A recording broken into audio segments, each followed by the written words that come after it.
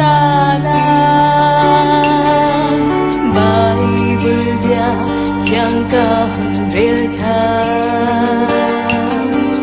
Adai bi na ngam na kamu Bible biết chăng long long Bible biết chăng long long vẫn lấy mi gần ta sung lối bi vô lấy lê bán chu rộp đi mình sẽ ba chân đã rộp lại lâu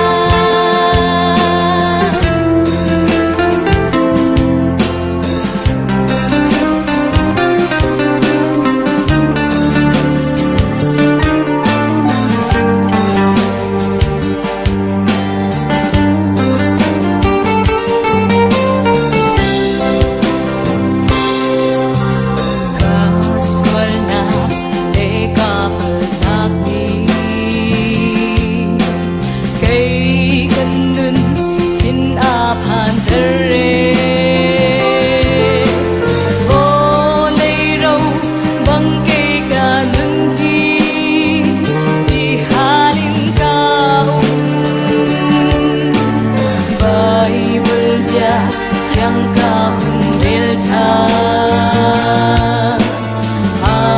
thô bi nên nạc rồi kamu Bible biết chăng long long Bible biết chăng long long vẫn lấy mi gần ta sung lối bi có đây lê bán chu rộp đi